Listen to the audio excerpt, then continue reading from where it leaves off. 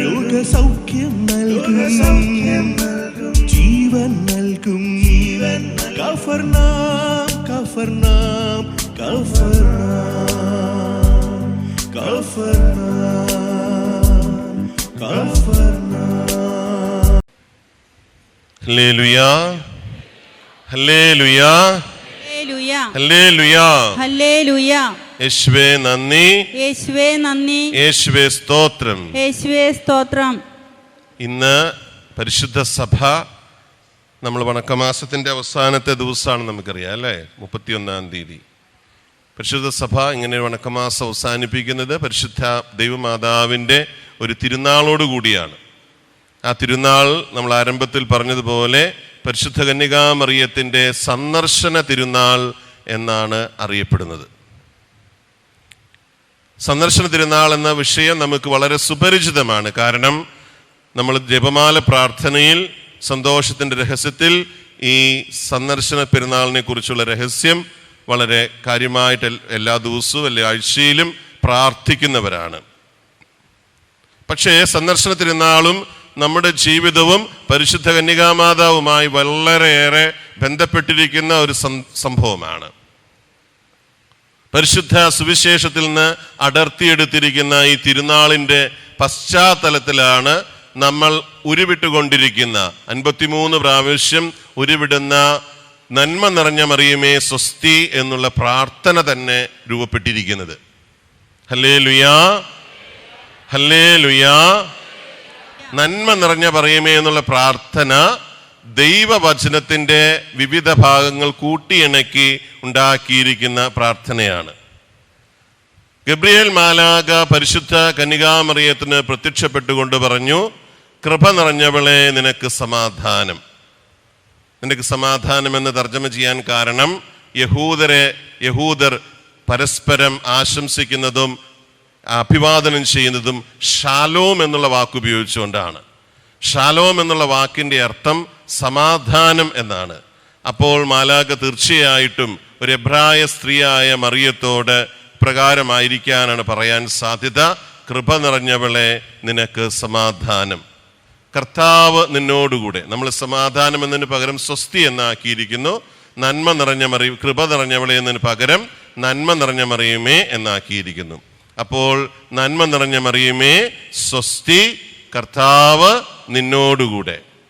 ഇതിനുശേഷം ഇന്ന് നാം വായിച്ചു കേട്ട സുവിശേഷ ഭാഗത്തിൽ നിന്ന് എലിസബത്ത് മറിയത്തെ അഭിവാദനം ചെയ്തുകൊണ്ട് പറഞ്ഞു, എൻ്റെ കർത്താവിൻ്റെ അമ്മ എൻ്റെ അടുത്ത് വരുവാൻ എനിക്ക് എന്ത് ഭാഗ്യം.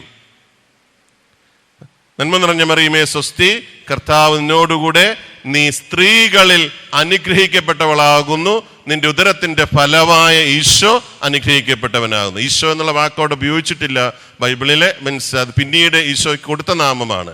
മറിയ ഇപ്പോഴും ഗർഭിണിയാണ് എന്ന് വെച്ചാൽ ഈ നന്മ നിറഞ്ഞ മറിയമേ എന്നുള്ള പ്രാർത്ഥനയുടെ ആദ്യ ഭാഗം പൂർണ്ണമായിട്ടും വിശുദ്ധ ഗ്രന്ഥത്തിൽ നിന്ന്, ബൈബിളിൽ നിന്ന് അടർത്തിയെടുത്തിരിക്കുന്ന ഒരു പ്രാർത്ഥനയാണ്. ഹല്ലേലൂയാ. ഈ പ്രാർത്ഥന നമ്മൾ ഉരുവിടുമ്പോൾ നമ്മൾ ഓർക്കുക, ദൈവത്തിൻ്റെ വചനത്തെക്കുറിച്ച് ബൈബിളിൽ പറഞ്ഞിരിക്കുന്ന കാര്യങ്ങൾ എന്താണ്? ഇരുതല വാളിനേക്കാൾ മൂർച്ചയുള്ള വചനമാണ്.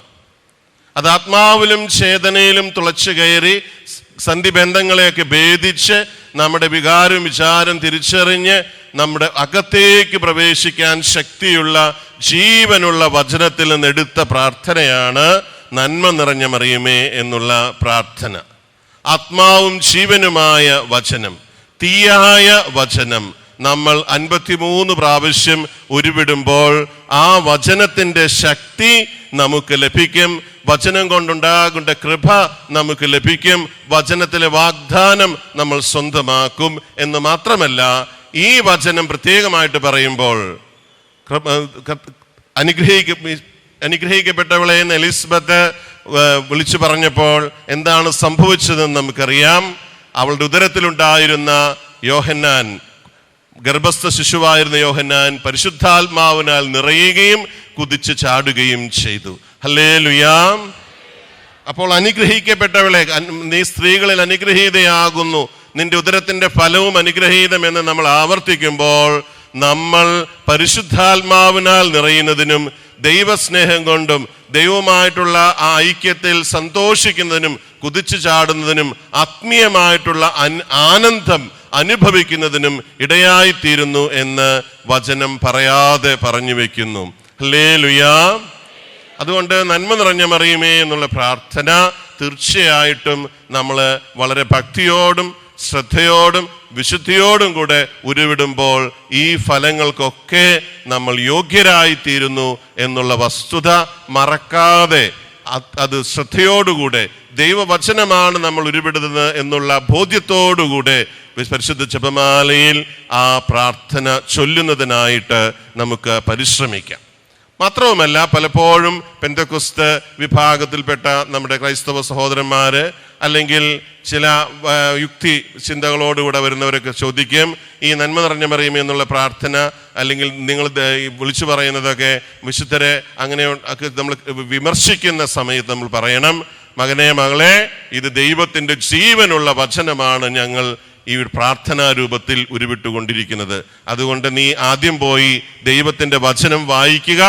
ലൂക്കായുടെ അറിയിച്ച സുവിശേഷം 1-ാം അധ്യായം ഒരു 2-3 പ്രാവശ്യം വായിച്ചതിന് ശേഷം ഈ പ്രാർത്ഥനയെക്കുറിച്ച് വിമർശിക്കാനായിട്ട് അങ്ങനെ ആരെങ്കിലും നമ്മുടെ അടുത്ത് വന്ന് പറഞ്ഞാൽ അവരോട് പറയേണ്ട ഉത്തരവാദിത്വവും നമുക്കുണ്ട്. കാരണം ഇപ്പോൾ നമുക്കറിയാം ഈ പ്രാർത്ഥന തീർച്ചയായിട്ടും ദൈവവചനത്തിൽ അധിഷ്ഠിതമായ പ്രാർത്ഥനയാണ്.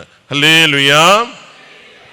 നീ പ്രാർത്ഥിച്ചാൽ മാത്രം പോരാ, ഈ വചനങ്ങളൊക്കെയും ജീവിക്കാൻ കൂടി നമുക്ക് കടപ്പാടുണ്ട്. നമ്മുടെ പ്രശ്നം അവിടെയാണ്. നമുക്ക് എത്ര നേരം വേണമെങ്കിലും പ്രാർത്ഥിക്കാം, എന്തേരം വേണമെങ്കിലും ഉപവസിക്കാം, എന്തുമാത്രം ത്യാഗം അനുഷ്ഠിക്കാനൊക്കെ സാധിക്കുമെങ്കിലും പ്രാർത്ഥന ജീവിതത്തിൽ ജീവിക്കുക എന്നുള്ളത് ഒരു വിഷമം പിടിച്ച സംഭവമാണ്. എന്നാൽ വചനം നമ്മോട് പറയുന്നത്, നമ്മൾ ആവശ്യപ്പെടുന്നത്, നിങ്ങളുടെ പ്രാർത്ഥനയും ഉപവാസവും എനിക്ക് വേണ്ട, കാരണം നിങ്ങൾ നീതിരഹിതരാണ്. യെശയ്യാ പ്രവാചകന്റെ പുസ്തകം 58-59 അധ്യായങ്ങളിൽ നമ്മൾ വായിക്കുന്നു, നിങ്ങളുടെ ഉപവാസവും നിങ്ങളുടെ ഉത്സവം നിങ്ങളുടെ പ്രാർത്ഥന ഞാൻ വെറുക്കുന്നു. കാരണം എന്താണ്? നിങ്ങൾ പാപപങ്കിലരാണ്. അതിൽ വിശുദ്ധീകരിക്കപ്പെടാത്ത പ്രാർത്ഥന, ജീവിതത്തിലേക്ക് കൊണ്ടുവരാത്ത പ്രാർത്ഥന തീർച്ചയായും ദൈവസന്നിധിയിൽ സ്വീകാര്യമല്ലാത്ത പ്രാർത്ഥനയാണ്. അതുകൊണ്ട് തന്നെ നമ്മൾ പ്രാർത്ഥിക്കുമ്പോൾ ഓർക്കുക, പ്രാർത്ഥനയോടൊപ്പം നമ്മുടെ ഉത്തരവാദിത്തമാണ് പ്രാർത്ഥിക്കുന്ന വചനം, പ്രാർത്ഥിക്കുന്ന ഭാഗം, പ്രാർത്ഥനയുടെ അർത്ഥം മനസ്സിലാക്കി അത് ജീവിക്കുവാനുള്ള ഒരു ഉത്തരവാദിത്വം, ആത്മീയ ഉത്തരവാദിത്വം നമുക്കുണ്ട് എന്നുള്ള കാര്യം നമ്മൾ മറക്കരുത്. ഇവിടെ എന്താണ് നമ്മുടെ ജീവിതത്തിലേക്ക് നമുക്ക് പകർത്തുവാനുള്ള ദൈവത്തിൻ്റെ സന്ദേശം എന്താണ്? ഒന്നാമത്തെ കാര്യം, മാലാഖ പരിശുദ്ധ മറിയത്തോട് പറഞ്ഞു, പരിശുദ്ധാത്മാവ് നിന്റെ മേൽ വരും, അത്യുന്നതന്റെ ശക്തി നിന്റെ മേൽ ആവസിക്കും, നീ ഗർഭം ധരിച്ച് പ്രസവിക്കുന്ന ശിശു ഇന്നയാളായിരിക്കും എന്ന് പറഞ്ഞ് കുറെ കാര്യങ്ങൾ പറയുന്നുണ്ട്. ദൈവത്തിന്റെ വചനം നമ്മിൽ രൂപപ്പെടണമെങ്കിൽ, ദൈവത്തിന്റെ വചനം നമ്മിൽ മാംസം ധരിക്കണമെങ്കിൽ, ഈശോ പറഞ്ഞ കാര്യങ്ങളും ഈശോ ചെയ്ത കാര്യങ്ങളും നമ്മിലൂടെ പ്രതിഫലിക്കണം. അങ്ങനെ ഈശോ നമ്മിലൂടെ ഈ ഭൂമിയിൽ ജനിക്കണം. നമ്മുടെ ജീവിതത്തിലൂടെ ഈശോയെ നമുക്ക് കാണിച്ചു കൊടുക്കാൻ സാധിക്കണം.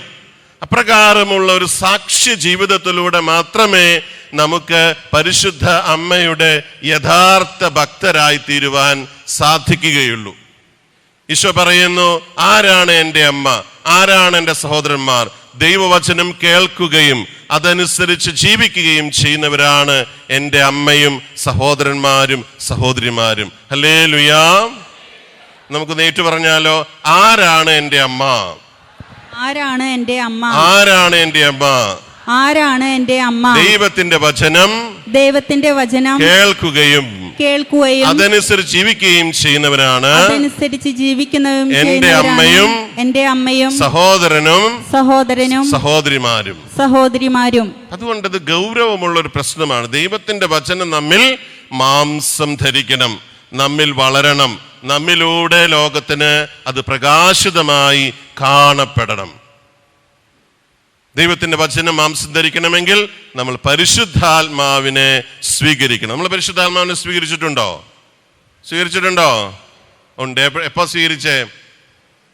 മാമോദീസായിലൂടെയും സ്ഥൈര്യലേപനത്തിലൂടെയും നമ്മൾ പരിശുദ്ധാത്മാവിനെ സ്വീകരിച്ചവരാണ്. പരിശുദ്ധാത്മാവിന്റെ അഭിഷേകം സ്വീകരിച്ച് പരിശുദ്ധാത്മാവിന്റെ ജീവിക്കുന്ന ആലയമായി തീർന്നിരിക്കുന്നവരാണ് ഓരോ ക്രൈസ്തവനും. മാമോദീസായുടെ വിശുദ്ധ ജലത്താൽ കഴുകപ്പെടുകയും പരിശുദ്ധാത്മാവാകുന്ന തൈലത്താൽ അഭിഷേകം ചെയ്യപ്പെടുകയും ഈശോയുടെ സ്വന്തം ശരീരവും രക്തവും നമ്മുടെ ശരീരത്തോടും രക്തത്തോടും കൂട്ടിക്കലർത്തപ്പെടുകയും ചെയ്യുന്ന വളരെ വളരെ പ്രാധാന്യമുള്ള വളരെ വിശുദ്ധമായ വിശുദ്ധീകരിക്കപ്പെട്ട ശരീരമാണ് നമ്മുടെ ശരീരം, ഓരോ ക്രൈസ്തവന്റെയും ശരീരം. പരിശുദ്ധ അമ്മ എങ്ങനെയാണോ പരിശുദ്ധാത്മാവിനാൽ വിശുദ്ധീകരിക്കപ്പെട്ട് വചനത്തെ ഉള്ളിൽ സ്വീകരിച്ച് വചനത്തെ ലോകത്തിലേക്ക് കൊടുത്തത്, അതുപോലെ തന്നെ അതേ പരിശുദ്ധാത്മാവ് നമ്മിൽ വന്ന് കുദാശകളിലൂടെ വന്ന് വസിക്കുന്നുണ്ട്, വസിച്ചു കഴിഞ്ഞിട്ടുണ്ട്. മാതാവിന്റെ ഉദരത്തിൽ ഏത് ഈശോ ആണ് സന്നിഹിതനായത്, മനുഷ്യാവതാരം ചെയ്തത്, അതേ ഈശോ വിശുദ്ധ കുർബാനയുടെ രൂപത്തിൽ, കുർബാനയപ്പത്തിന്റെ രൂപത്തിൽ നമ്മുടെ ശരീരത്തിന്റെ ഉള്ളിൽ പ്രവേശിച്ച് വസിക്കുന്നുണ്ട്. നമ്മുടെ ശരീരവും രക്തവും ഈശോയുടെ ശരീരവും രക്തവുമായി സംയോജിക്കപ്പെട്ട, കൂട്ടിച്ചേർക്കപ്പെട്ട, ഒന്നായി തീർന്ന ശരീരവും രക്തവുമാണ്. ഹല്ലേലൂയാ, ഹല്ലേലൂയാ. ഉറക്കെ പറഞ്ഞേ ഹല്ലേലൂയാ, ഹല്ലേലൂയാ. ഈ ബോധ്യത്തിൽ നമ്മൾ വളരുമ്പോൾ നമ്മുടെ ജീവിതം തന്നെ മാറ്റി മറിക്കപ്പെടും. ഇനി രണ്ടാമതായിട്ട് ഇന്നത്തെ വചനഭാഗം നമുക്ക് നൽകുന്ന സന്ദേശം അല്ലെങ്കിൽ വചനം നൽകുന്ന ഉത്തരവാദിത്തം ഇതാണ്. ഒന്ന്, വചനത്തെ സ്വീകരിക്കുക, പരിശുദ്ധാത്മാവിലൂടെ വചനത്തെ സ്വന്തമാക്കുക. ഇന്നത്തെ സാഹചര്യത്തിൽ എങ്ങനെയാണ് വചനത്തെ സ്വന്തമാക്കാൻ സാധിക്കുക? ഒന്നാമതായി വചനം വായിക്കണം, വ്യക്തിപരമായി വായിക്കണം. വീട്ടിൽ വായിച്ചാൽ മാത്രം പോരാ, കൂട്ടമായിട്ട് വായിക്കണം, ഒപ്പം തന്നെ വ്യക്തിപരമായി വായിക്കണം. വായിച്ചാൽ മാത്രം പോരാ, വചനത്തിന്റെ വ്യാഖ്യാനങ്ങൾ പല വിധത്തിൽ നമുക്ക് ലഭ്യമാണ്, അതൊക്കെ നമുക്ക് അറിയാനായിട്ട് സാധിക്കും. വചനം പഠിക്കണം, പഠിച്ചാൽ മാത്രം പോരാ, പഠിച്ച വചനത്തെ ധ്യാനിക്കണം. പിന്നെ കുറെ ആളുകളൊക്കെ നമ്മളിപ്പോൾ വചനം എഴുതുന്നുണ്ട്. ഒരു പ്രാവശ്യം എഴുതുന്നത് 10 പ്രാവശ്യം വായിക്കുന്നതിന് തുല്യമാണ്. അപ്പോൾ വചനം വായിച്ചും പഠിച്ചും ധ്യാനിച്ചും എഴുതിയും സ്വന്തമാക്കുമ്പോഴാണ് വചനം നമ്മിൽ വന്ന് വസിക്കുക. അങ്ങനെ വന്നു വസിക്കുന്ന വചനമാണ് നമ്മിൽ പ്രവർത്തിക്കുക, നമ്മിലൂടെ പ്രവർത്തിക്കുക. ഹല്ലേലൂയാ, ഹല്ലേലൂയാ, ഹല്ലേലൂയാ. യേശുവേ നന്ദി, യേശുവേ സ്തുതി, ഹല്ലേലൂയാ. കൂടാതെ വചനം, പരിശുദ്ധ അമ്മ എന്താണ് ചെയ്തത്? വചനം ഉള്ളിൽ വന്ന് വസിച്ചതിന് ശേഷം അവൾ തിടുക്കത്തിൽ യാത്ര പുറപ്പെട്ടു. എന്താ പറഞ്ഞിരിക്കുന്നത്? അവൾ തിടുക്കത്തിൽ പെട്ടെന്ന് യാത്ര പുറപ്പെട്ടു. ആരാണ് ഈ യാത്ര പുറപ്പെട്ടത്? ഗർഭിണിയായ മറിയം. ഇന്ന് ബെഡ് റെസ്റ്റും പിന്നെ ഒത്തിരിയേറെ എന്താണ് വളരെ ബുദ്ധിമുട്ടുള്ളൊരു സംഭവമാണ്. പക്ഷെ അന്നത്തെ കാലത്ത് അതൊരു അത്ര പ്രശ്നം ഉണ്ടായിരുന്നില്ലായിരിക്കും. ഞാൻ ഈ 2 സ്ഥലത്തും പോയിട്ടുണ്ട്, നസ്രത്തിലും പോയിട്ടുണ്ട്, അബൂ കരീം എന്ന് പറയുന്ന മലനാടുകളിലുള്ള ഈ പറയുന്ന എലിസബത്തിന്റെ വീട്ടിലും പോയിട്ടുണ്ട്. ആ 2 സ്ഥലം തമ്മിലുള്ള ഇന്നത്തെ ദൂരം തന്നെ വളരെ കൂടുതലാണ്. അത് മലനാടാണ്. അപ്പോൾ മലനാട്ടിൽ എങ്ങനെ പോയാലും, കഴുതപ്പുറത്ത് പോയാലും വണ്ടിയിൽ പോയാലും നല്ല AC ബസ്സിൽ പോയാലും ഒരു ഗർഭിണിയായ സ്ത്രീയെ സംബന്ധിച്ചിടത്തോളം അത്ര വലിയ സുഖമുള്ള കാര്യമൊന്നും അല്ല. പക്ഷേ മറിയത്തെ കുറിച്ച് പറയുന്നത് എന്താണ്? മറിയം തിടുക്കത്തിൽ യാത്ര പുറപ്പെട്ടു. എന്തിനു വേണ്ടിയിട്ടാണ്? താൻ മാലാഖയിൽ നിന്ന് അറിഞ്ഞതുപോലെ ഇളയമയായ എലിസബത്ത് തന്റെ വാർദ്ധക്യത്തിൽ, അവൾ വന്ധ്യ എന്നാണ് അറിയപ്പെട്ടിരുന്നത്, മക്കളില്ലാത്തവളായിരുന്നു. വാർദ്ധക്യത്തിൽ ദൈവം അവരുടെ പ്രാർത്ഥന കേട്ടിരിക്കുന്നു, അവർക്ക് ഒരു ശിശു ജനിക്കാൻ പോകുന്നു, അവൾ ഗർഭിണിയാണ്, ഇപ്പോൾ 6 മാസമാണ് എന്ന് വരെയുള്ള കാര്യങ്ങൾ പറഞ്ഞിട്ട് പറയുന്നു, ദൈവത്തിന് ഒന്നും അസാധ്യമല്ല. ഹല്ലേലൂയാ. നമുക്ക് ഏറ്റു പറയാം, ദൈവത്തിന് ഒന്നും അസാധ്യമല്ല. ദൈവത്തിനൊന്നും അസാധ്യമല്ല എന്ന് തെളിയിച്ചുകൊണ്ട് എലിസബത്ത് വാർദ്ധക്യത്തിൽ ഗർഭിണിയായിരിക്കുന്നു. ഈ വാർത്ത കേട്ട് മറിയം ഗർഭിണിയായിരിക്കെ തന്നെ തൻ്റെ ഇളയമ്മയെ ശുശ്രൂഷിക്കുന്നതിനായിട്ട് യാത്ര പുറപ്പെട്ടു. എന്താണ് നമ്മുടെ രണ്ടാമത്തെ ഉത്തരവാദിത്വം? വചനം നമ്മിൽ വന്ന് പിറന്നിട്ടുണ്ടെങ്കിൽ, വചനം നമ്മിൽ ജീവിക്കുന്നുണ്ടെങ്കിൽ, നമ്മൾ മറ്റുള്ളവരെ സ്നേഹിക്കാനും സേവിക്കാനും തൽപരരായിരിക്കും. അതിന് തിടുക്കത്തിൽ ആരുടെയും റെക്കമെൻഡേഷൻ വേണ്ട, ആരും പറയണ്ട, ആരും ക്ഷണക്കത്തയക്കേണ്ട. കേട്ടറിഞ്ഞ് കണ്ടറിഞ്ഞ് ആരാണ് ആവശ്യത്തിൽ ഞെരുങ്ങുന്നവൻ, ആവശ്യമുള്ളവൻ എന്ന് മനസ്സിലാക്കി അവിടെ ചെന്ന് കഷ്ടം സഹിച്ച് മറ്റുള്ളവരെ സഹായിക്കുന്ന പരിശുദ്ധ അമ്മയുടെ ചിത്രമാണ് ഇന്നത്തെ സുവിശേഷത്തിൽ നാം കാണുന്നത്. ഹല്ലേലൂയാ, ഹല്ലേലൂയാ. കൈകൾ ഉയർത്തി എന്ന് പറഞ്ഞേ, ഹല്ലേലൂയാ, ഹല്ലേലൂയാ. അപ്പോൾ വചനം നമ്മിലുണ്ടെങ്കിൽ, പരിശുദ്ധാത്മാവ് നമ്മിൽ സന്നിഹിതനാണെങ്കിൽ തീർച്ചയായിട്ടും നമ്മൾ തിടുക്കത്തിൽ മറ്റുള്ളവരെ സ്നേഹിക്കാൻ, മറ്റുള്ളവരെ സഹായിക്കാൻ ആരുടെയും പ്രേരണയില്ലാതെ പരിശുദ്ധാത്മാവിനാൽ നയിക്കപ്പെട്ട് യാത്രയാകും എന്നുള്ളതാണ് രണ്ടാമത്തെ ഈ പ്രാർത്ഥനയുടെ, നന്മ നിറഞ്ഞ മറിയമേ എന്നുള്ള പ്രാർത്ഥനയുടെ അടിസ്ഥാനപരമായ വലിയ ഉത്തരവാദിത്വം. മൂന്നാമതായി നമ്മൾ അവിടെ കാണുന്നത് എന്താണ്? നമ്മുടെ സാന്നിധ്യം തന്നെ പരിശുദ്ധാത്മാവിനെ കൊടുക്കുന്നു. സാന്നിധ്യം തന്നെ പരിശുദ്ധാത്മാവിനെ കൊടുക്കുന്നു. പരിശുദ്ധ അമ്മ ഈ ഗർഭിണിയായ എലീഷ്ബായെ സന്ദർശിച്ച സമയത്ത് തന്നെ അവരുടെ അഭിവാദനത്തിന്റെ സ്വരം, അങ്ങോട്ടും ഇങ്ങോട്ടും നമസ്കാരം പറഞ്ഞതിന്റെ ശബ്ദം കേട്ടപാടെ തന്നെ എന്ത് സംഭവിച്ചു? പരിശുദ്ധാത്മാവിനാൽ നിറയുന്ന ഗർഭസ്ഥ ശിശുവിനെയാണ് നാം കാണുന്നത്. നമ്മളൊന്ന് ചിന്തിക്കേണ്ട വിഷയമാണിത്. നമ്മുടെ സാന്നിധ്യം മറ്റുള്ളവരെ കണ്ടുമുട്ടുമ്പോൾ, നമ്മൾ ബന്ധുവീട്ടിൽ പോകുമ്പോൾ, ജോലി സ്ഥലത്ത് പോകുമ്പോൾ, അല്ലെങ്കിൽ മറ്റാരെയെങ്കിലും ഏതെങ്കിലും തരത്തിൽ സന്ദർശിക്കുമ്പോൾ നമുക്ക് പരിശുദ്ധാത്മാവിനെ നൽകാൻ സാധിക്കുന്നുണ്ടോ? അതോ പരദൂഷണവും കുറ്റം പറച്ചിലും അതുപോലെ തന്നെ ഒരു ഒരു ശല്യമായ സാന്നിധ്യമാണോ നമ്മുടേത്? പരിശുദ്ധ കന്യാമറിയത്തോടുള്ള ജപമാല ഭക്തിപൂർവ്വം പ്രാർത്ഥിക്കുന്ന നമുക്ക് പരിശുദ്ധാത്മാവിന് നൽകുന്ന വലിയ സാന്നിധ്യമാകാൻ ഉള്ള ഉത്തരവാദിത്വം ഉണ്ട്. പ്രിയപ്പെട്ടവരെ, ഈ 3 ഉത്തരവാദിത്വങ്ങൾ, പരിശുദ്ധ നന്മ നിറഞ്ഞ മറിയമേ എന്നുള്ള പ്രാർത്ഥന നൽകുന്ന ഈ 3 ഉത്തരവാദിത്വങ്ങൾ, 1 വചനം കൊണ്ട് നിറയുക, 2 വചനമനുസരിച്ചുകൊണ്ട് സേവനത്തിനായിട്ട്, ശുശ്രൂഷയ്ക്കായിട്ട്, ദൈവസ്നേഹത്തിനും പരസ്നേഹത്തിനുമുള്ള പ്രവൃത്തികൾക്കായിട്ട് മുന്നിട്ടിറങ്ങുക, 3 നമ്മുടെ സാന്നിധ്യം പരിശുദ്ധാത്മ സാന്നിധ്യമായി മാറുവാനുള്ള ഒരു ഉത്തരവാദിത്വം, ആത്മീയ ഉത്തരവാദിത്വം നാം ഈ പ്രാർത്ഥന ചൊല്ലുമ്പോൾ ഉണ്ട്. തുടർന്ന് എന്താണ് സംഭവിക്കുന്നത്? പരിശുദ്ധ മറിയം ആർത്തുല്ലസിച്ചുകൊണ്ട് ആഹ്ലാദത്തോടുകൂടെ ദൈവത്തെ സ്തുതിക്കുകയും നന്ദി പറയുകയുമാണ് ചെയ്യുന്നത്. ഇതാണ് 4ാമത്തെ ഉത്തരവാദിത്വം. എന്താണത്? ദൈവത്തെ സ്തുതിക്കുകയും ദൈവം നമുക്കായി ചെയ്ത വലിയ കാര്യങ്ങളെ ഓർത്ത് നന്ദി പറയുകയും ചെയ്യുക. എൻ്റെ ആത്മാവ് കർത്താവിനെ സ്തുതിക്കുന്നു, എൻ്റെ ചിത്തം എൻ്റെ രക്ഷകനായ ദൈവത്തിൽ ആനന്ദിക്കുന്നു. എന്തെന്നാൽ അവിടുന്ന് എനിക്ക് വലിയ കാര്യങ്ങൾ ചെയ്തു തന്നിരിക്കുന്നു. ഹല്ലേലൂയാ, ഹല്ലേലൂയാ.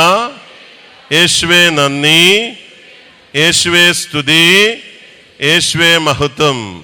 നമുക്ക് കൈകൾ ഉയർത്തി പറയാം, ഹല്ലേലൂയാ, ഹല്ലേലൂയാ, ഹല്ലേലൂയാ. നമുക്ക് ലഭിച്ചിരിക്കുന്ന അനുഗ്രഹങ്ങളെ പ്രതി നന്ദി പറയുക. ഇങ്ങനെ ഒരു സ്വഭാവം നമുക്കുണ്ടോ? നമ്മൾ ചോദിക്കാൻ വേണ്ടി ഇന്ന് വെള്ളിയാഴ്ചയാണ്, നിയോഗങ്ങൾ സമർപ്പിച്ച് പ്രാർത്ഥിക്കുന്നു. പ്രാർത്ഥിച്ചു കഴിഞ്ഞാൽ ആ പ്രാർത്ഥന കിട്ടി, അതും നല്ല കാര്യം. അതിനുശേഷമുള്ള കാര്യം നമ്മൾ ചെയ്യുന്നുണ്ടോ? ദൈവത്തോട് നന്ദി പറയുന്നുണ്ടോ? ലഭിച്ച അനുഗ്രഹങ്ങളെ പ്രതി നന്ദി പറയുന്നുണ്ടോ? ചിന്തിക്കേണ്ട കാര്യമല്ലേ? പലപ്പോഴും നമ്മൾ വിട്ടുപോകുന്ന കാര്യം അതാണ്. 1ഉം 2ഉം നമുക്ക് സംഭവിക്കുന്നു, ചോദിക്കുന്നു, ലഭിക്കുന്നു.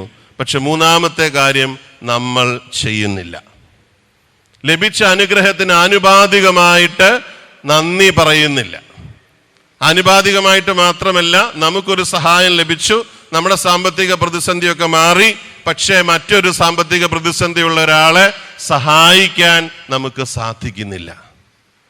നമ്മുടെ അസുഖം മാറി, എല്ലാം ശരിയായി, പക്ഷെ മറ്റൊരു അസുഖമുള്ള ആവശ്യമുള്ള ഒരാളുടെ അടുത്ത് പോയി ഒന്ന് ആശ്വസിപ്പിക്കാനോ സന്ദർശിക്കാനോ അവരെ സഹായിക്കാനോ നമുക്ക് സാധിക്കുന്നില്ല. നമ്മുടെ വിദ്യാഭ്യാസമൊക്കെ നല്ല രീതിയിൽ നടന്നു, നമ്മൾ വിദേശത്ത് പോയി പഠിച്ചു, അതിനുള്ള എല്ലാ ലോണും കാര്യങ്ങളൊക്കെ ശരിയായി, പക്ഷേ മറ്റൊരാളെ ആ രീതിയിലേക്ക് കൈപ്പിടിച്ച് നടത്താനോ സഹായിക്കാനോ ഒരു ഗൈഡൻസ് കൊടുക്കാൻ പോലും നമുക്ക് സാധിക്കുന്നില്ല. അങ്ങനെ നന്ദിയില്ലാത്തവരായിട്ട് ജീവിക്കുന്ന ഒരവസ്ഥ നമുക്കുണ്ടോ എന്ന് പരിശോധിക്കണം. പരിശുദ്ധ അമ്മ നമുക്ക് നൽകുന്ന മാതൃക അപ്രകാരമല്ല. പ്രകാരമാണ് പരിശുദ്ധ അമ്മ നമ്മോട് നമുക്ക് നൽകുന്ന മാതൃക. തനിക്ക് ലഭിച്ച അനുഗ്രഹത്തെ പ്രതി ദൈവത്തെ ആർത്തുല്ലസിച്ച് നന്ദിയോടെ സ്തുതിക്കുന്ന പരിശുദ്ധ അമ്മയാണ് നാം സുവിശേഷത്തിൽ കണ്ടുമുട്ടുന്നത്. ആ ഒരു മനോഭാവം നമുക്ക് ഉണ്ടാക്കിയെടുക്കാം, ഇല്ലെങ്കിൽ ഉണ്ടാക്കിയെടുക്കാം, ഉള്ളതിനെ വളർത്തിയെടുക്കാം. ഇതിനൊക്കെ തടസ്സമായി നിൽക്കുന്ന ചില കാര്യങ്ങളുണ്ട്. എന്താണ് ഇതിനൊക്കെ തടസ്സമായി നിൽക്കുന്നത്? ഗലാത്യക്കാർക്ക് എഴുതിയ ലേഖനം 5-ാം അധ്യായത്തിൽ പറയുന്നുണ്ട്, പരിശുദ്ധാത്മാവ് വരുമ്പോഴാണ് നമുക്ക് ഈശോയെ, വചനത്തെ മാംസം ധരിക്കാൻ സാധിക്കുന്നത്. പക്ഷേ പരിശുദ്ധാത്മാവിന്റെ പ്രവർത്തനത്തെ നമ്മിൽ ഇപ്പോൾ സ്ഥൈര്യലേപനത്തിലൂടെയും കുദാശകളിലൂടെയും ലഭിച്ച പരിശുദ്ധാത്മാവിന്റെ പ്രവർത്തനം നമ്മിൽ നടക്കുന്നില്ലെങ്കിൽ അതിന്റെ കാരണം വചനം നമ്മെ പഠിപ്പിക്കുന്നുണ്ട്. ഗലാത്യക്കാർക്ക് എഴുതിയ ലേഖനം 5-ാം അധ്യായം 16 മുതലുള്ള വാക്യങ്ങളാണ്. അതെപ്രകാരമാണ്, നിങ്ങളോട് ഞാൻ പറയുന്നു, ആത്മാവിന്റെ പ്രേരണയനുസരിച്ച് വ്യാപരിക്കുവിൻ. ജഡമോഹങ്ങളെ നിങ്ങൾ ഒരിക്കലും തൃപ്തിപ്പെടുത്തരുത്. എന്തെന്നാൽ ജഡമോഹങ്ങൾ ആത്മാവിന് എതിരാണ്, ആത്മാവിന്റെ അഭിലാഷങ്ങൾ ജഡത്തിനും എതിരാണ്. അവ പരസ്പരം എതിർക്കുന്നത് നിമിത്തം ആഗ്രഹിക്കുന്നത് പ്രവർത്തിക്കാൻ നിങ്ങൾക്ക് സാധിക്കുന്നില്ല. ഹല്ലേലൂയാ എന്നൊക്കെ പറഞ്ഞ്, ആഗ്രഹിക്കുന്നത് പ്രവർത്തിക്കുവാൻ എനിക്ക് സാധിക്കാത്തത് എന്നിലുള്ള ജഡത്തിൻ്റെ വ്യാപാരങ്ങൾ നിമിത്തമാണ്. ആകയാൽ ജഡത്തിൻ്റെ വ്യാപാരങ്ങളെ ഞാൻ ഉപേക്ഷിക്കുകയും പരിശുദ്ധാത്മാവിനാൽ നിറഞ്ഞ് പരിശുദ്ധാത്മാവിൻ്റെ ഫലങ്ങൾ പുറപ്പെടുവിക്കാൻ പരിശ്രമിക്കുകയും ചെയ്യും. അങ്ങനെ ഞാൻ പരിശുദ്ധ അമ്മയുടെ ഒരു യഥാർത്ഥ ഭക്തയായി ജീവിക്കും. ഹല്ലേലൂയാ, ഹല്ലേലൂയാ, ഹല്ലേലൂയാ. എന്താണ് ഈ ജഡത്തിന്റെ വ്യാപാരങ്ങൾ എന്ന് പിന്നീട് പൗലോസ്ലീഹ പറയുന്നുണ്ട്. ഏതാണ് ജഡത്തിന്റെ വ്യാപാരങ്ങൾ? എല്ലാവർക്കും അറിയാം. വ്യഭിചാരം, അശുദ്ധി, ദുർവൃത്തി, വിഗ്രഹാരാധന, ആഭിചാരം, ശത്രുത, കലഹം, അസൂയ, കോപം, മാത്സര്യം, ഭിന്നത, വിഭാഗീയ ചിന്ത, കോപം, മാത്സര്യം, വിദ്വേഷം, മദ്യപാനം, മധുരോത്സവം, ഇവയ്ക്ക് സദൃശ്യമായവയും. ഇത് നമുക്ക് നല്ല ഒരു ആത്മശോധന നടത്താൻ നൽകപ്പെട്ട ഒരു വചനഭാഗമാണ്. ഇവയുള്ളിടത്തോളം കാലം നമുക്ക് പരിശുദ്ധാത്മാവിൻ്റെ പ്രവർത്തനങ്ങൾ നമ്മുടെ ജീവിതത്തിൽ ബ്ലോക്കായി കിടക്കും. അങ്ങനെ ബ്ലോക്കായി കിടക്കുമ്പോൾ നമ്മൾ കൊന്ത ചൊല്ലും, പ്രാർത്ഥിക്കും, ഉപവസിക്കും, ഒക്കെ ചെയ്യും. പക്ഷേ ഒരു ആത്മസംതൃപ്തിയോ ആത്മീയ സന്തോഷമോ അനുഭവിക്കാൻ നമുക്ക് സാധിക്കുകയില്ല. മാത്രവുമല്ല, നമ്മൾ നേരത്തെ പറഞ്ഞ 4 ഉത്തരവാദിത്വങ്ങൾ, എന്തുമാത്രം ജപമാല ചൊല്ലുന്നു, പക്ഷേ ഈ 4 ഉത്തരവാദിത്വങ്ങൾ നിർവഹിക്കാതെ, ആത്മീയ ഉത്തരവാദിത്വങ്ങൾ നിർവഹിക്കാതെ നമ്മൾ ഈ ചെല്ലുന്ന പ്രാർത്ഥനകൾ ദൈവസന്നിധിയിൽ ചിലപ്പോഴൊക്കെ സ്വീകാര്യമല്ലാതെ പോവുകയും ചെയ്യുന്നു. ആകയാൽ നമുക്ക് നമ്മളെ തന്നെ പരിശോധിച്ചറിയാം. ജഡത്തിന്റെ വ്യാപാരങ്ങൾ നമുക്ക് എന്താണ്? ഗലാത്യക്കാർക്ക് ലേഖനം 5-ാം അധ്യായം 16 മുതൽ അവസാനം വരെയുള്ള വാക്യങ്ങൾ ഇടയ്ക്ക് ഒന്നെടുത്ത് വായിച്ചു നോക്കി നമ്മെ തന്നെ വിലയിരുത്തി, നമ്മൾ അങ്ങനെ എന്തെങ്കിലും പ്രശ്നത്തിലാണോ, എന്തെങ്കിലും തടസ്സത്തിലാണോ? പരിശുദ്ധാത്മാവ് എന്നിലുണ്ട്, പക്ഷെ ആ പരിശുദ്ധാത്മാവിന്റെ പ്രവർത്തനങ്ങൾ എനിക്ക് അനുഭവിക്കാനോ മറ്റുള്ളവരുമായിട്ട് അത് പങ്കുവയ്ക്കാനോ പരിശുദ്ധ അമ്മയെ പോലെ അതിന് സാധിക്കുന്നില്ല എന്നുള്ള അവസ്ഥയുണ്ടെങ്കിൽ അതെല്ലാം മാറ്റി നമുക്ക് പരിശുദ്ധാത്മാവിന്റെ ഫലങ്ങളായ സ്നേഹം, ആനന്ദം, ക്ഷമ, ദയ, സൗമ്യത, സംയമനം മുതലായ പരിശുദ്ധാത്മാവിൻ്റെ ഫലങ്ങൾ പുറപ്പെടുവിക്കാൻ നമുക്ക് പരിശ്രമിക്കാം. അതിനുള്ള കൃപയ്ക്കായി ദൈവസന്നിധിയിൽ യാചിക്കാം. ഫലമില്ലാത്ത വൃക്ഷം വെട്ടി തീയിലെറിയപ്പെടുമെന്ന് കരുണാമയനായ കർത്താവ് സുവിശേഷത്തിന്റെ ആരംഭത്തിലും സുവിശേഷത്തിന്റെ അവസാനത്തിലും വളരെ കൃത്യമായി പറഞ്ഞിട്ടുണ്ട്. മത്തായി ശ്ലീഹ അറിയിച്ച സുവിശേഷം ആരംഭിക്കുന്നത്, പരസ്യജീവിതം ആരംഭിക്കുന്നത് എങ്ങനെയാണ്? ദൈവരാജ്യം സമീപിച്ചിരിക്കുന്നു, പശ്ചാത്തപിക്കുവിൻ, ഫലമില്ലാത്ത വൃക്ഷം വെട്ടി തീയിലെറിയപ്പെടും, ഫലം പുറപ്പെടുവിക്കും, അനുതാപത്തിന്റെ ഫലം പുറപ്പെടുവിക്കും, അല്ലേ? അങ്ങനെയല്ലേ തുടങ്ങുന്നേ? അവസാനിക്കുന്നതോ യോഹന്നാൻ ശ്ലീഹ അറിയിച്ച സുവിശേഷം 15-ാം അധ്യായത്തിൽ വീണ്ടും പറയുന്നു, ഫലമില്ലാത്ത മുന്തിരിശാഖകൾ വെട്ടി തീയിൽ എറിയപ്പെടും. അത് കരുണാമയനായ കർത്താവിന്റെ സുവിശേഷത്തിന്റെ ആരംഭവും അവസാനവുമാണ്. ഏതാണ് ഈ നിലനിൽക്കുന്ന ഫലങ്ങൾ? പരിശുദ്ധാത്മാവിന്റെ ഫലങ്ങളാണ്. ഈ പരിശുദ്ധാത്മാവിന്റെ ഫലങ്ങൾ സ്വന്തമാക്കുന്നതിന്, അത് പുറപ്പെടുവിക്കുന്നതിന് പരിശുദ്ധ അമ്മയുടെ മാധ്യസ്ഥ്യം നമുക്ക് അപേക്ഷിക്കാം. മറ്റെല്ലാ കാര്യങ്ങളും ദൈവരാജ്യം അന്വേഷിക്കുമ്പോൾ, പരിശുദ്ധാത്മാവ് വന്ന് നിറയുമ്പോൾ, ദൈവത്തിന്റെ രാജ്യമായി നാം തീരുമ്പോൾ കർത്താവ് നമുക്ക് നൽകിക്കൊള്ളും. ആ ബോധ്യത്തോടുകൂടി സുവിശേഷത്തിന്റെ വാഗ്ദാനത്തിൽ വിശ്വസിച്ചുകൊണ്ട് നമുക്ക് നമ്മുടെ ജീവിതത്തെ, ആത്മീയ ജീവിതത്തെ പ്രത്യേകിച്ചും ക്രമീകരിക്കുന്നതിനായിട്ട് പരിശ്രമിക്കാം. നൽവനായി ദൈവം നമ്മെ അനുഗ്രഹിക്കട്ടെ.